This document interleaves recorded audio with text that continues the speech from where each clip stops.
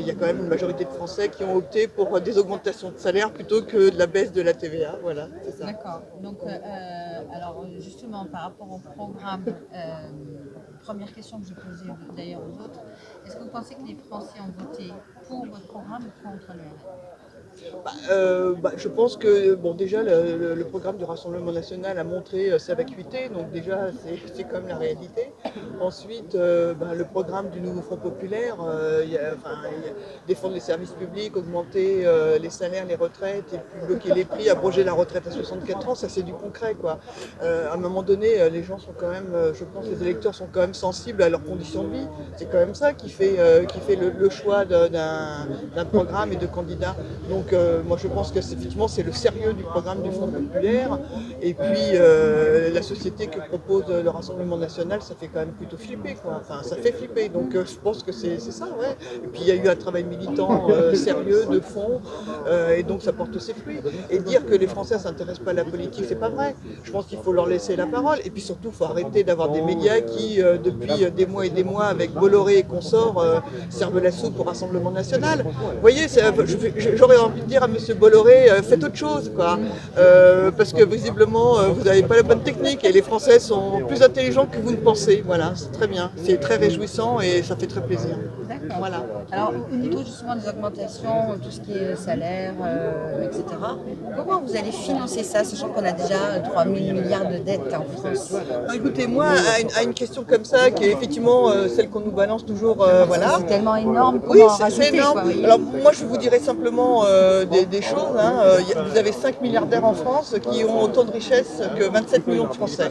Donc une fois qu'on a posé ça, on se rend compte qu'il y a de l'argent. Sauf que l'argent n'est pas employé de la bonne manière, hein. Moi, je préfère permettre aux gens de finir leur fin de mois, de pouvoir se nourrir et d'élever leurs enfants et de soigner, plutôt que d'agrandir la richesse des milliardaires qui, au bout d'un moment, n'a pas beaucoup de sens. Donc il y a déjà ça. Et puis en plus, Macron a quand même supprimé énormément de recettes, c'est-à-dire entre l'ISF, les flat tax, tous les avantages divers et avariés qu'il a donnés aux plus riches. Et ça, on le sait, que la fortune des 0,1 ou des 10% les plus riches a considérablement augmenté depuis 2017. Donc il y a de l'argent.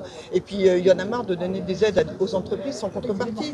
Quand vous pensez que Sanofi touche des milliards pour de la recherche et qu'ils licencient leurs chercheurs. Donc à un moment donné, les aides, il va falloir les conditionner. Et nous, si on donne de l'argent aux gens pour qu'ils puissent finir leur fin de mois, ils vont le dépenser.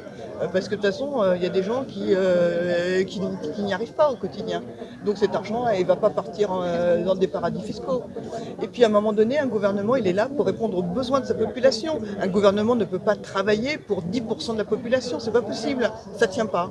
Et donc je pense que là, ça ne tient plus. Est-ce que vous pensez que les entrepreneurs, qu'ils soient grands, gros, multimilliardaires ou autres, est-ce que vous pensez qu'avec des taxes qui vont certainement augmenter pour pouvoir ensuite redistribuer, est-ce que vous n'avez pas peur qu'une certaine partie de ces dirigeants partent à l'étranger? Écoutez, ça c'est toujours le chiffon rouge qu'on nous met comme ça devant la tête en nous disant mais les riches ils vont partir.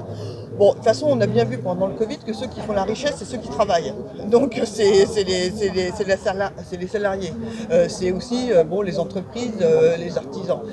Nous, ce qu'on a dit, c'est que c'est pas normal qu'un artisan ou une petite entreprise paye effectivement des impôts de manière conséquente, et que par contre, les grands groupes, comme ils font de l'optimisation fiscale, ils ne payent rien. À un moment donné, si Google, si Amazon trouvent que c'est intéressant de faire du business en France parce qu'il y a des routes, parce qu'il y a des gens qui ont des salaires, parce qu'il y a une certaine forme de richesse, et à un moment donné, il faut qu'ils payent pour ça, et qu'ils payent leur juste part.